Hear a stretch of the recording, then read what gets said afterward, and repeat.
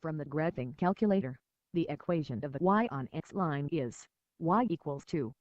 119.85 minus 1.066 for x.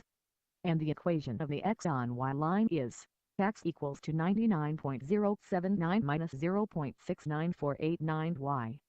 Note that when we use the graphing calculator to find the equation of the x on y line, the data values for y are entered into the x list, while the data values for x are entered into the y list.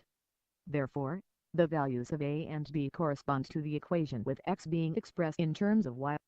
In order to obtain the equation of the x on y line, with y expressed in terms of x, you have to manipulate the equation in order to make y the subject in terms of x, as shown on the screen. By following the procedure in the discussion for Part 1 of Example 1.1, and by entering the equations of the two regression lines using the graphing function, in other words, the y equals button of the graphing calculator, you will obtain the scatter diagram as shown on the screen. Notice that the two regression lines are distinct. In other words, the procedure to obtain the best fit line by minimizing the x errors, and the procedure to obtain the best fit line by minimizing the y errors, will result in two different lines.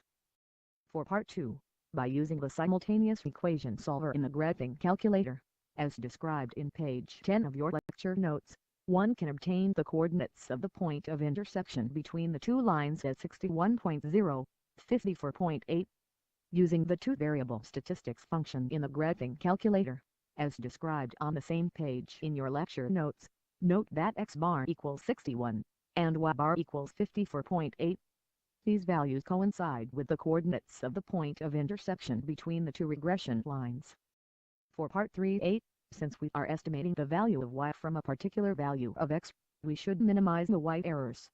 Hence, the appropriate regression line to use in this case is the y on x line. Therefore, the estimated value of y, when x equals 70, is 45.2, correct to three significant figures. Following the same principle, we use the x on y line to estimate the value of x for Part 3b. Therefore, the estimated value of x, when y equals 50, is 64.2, correct to three significant figures. Note that when we use a regression line to carry out estimation, we need to include at least 1 to 2 more significant figures in the coefficients of the regression line than what is required of the final answer. This is because premature rounding off in the equation of the line may result in inaccuracy in the final answer. For Part 4, if it is given that x represents air temperature, and y represents wind speed, we can conclude in this case that x is the dependent variable, and y is the independent variable. This means that y is the controlled variable, and therefore there is no error to speak of for y.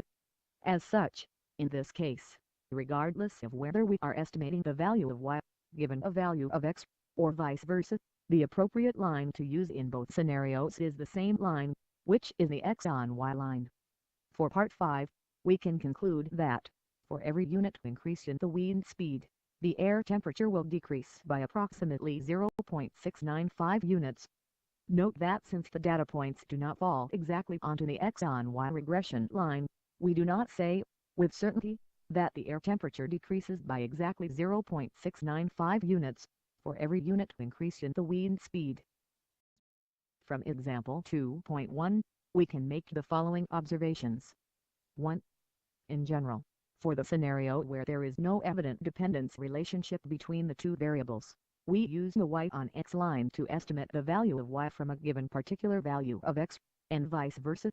However, if there is an evident dependence relationship between the two variables, for example, if y depends on x, then we should use the y on x line to carry out estimation, regardless of which variable we are estimating from the value of the other variable. 2.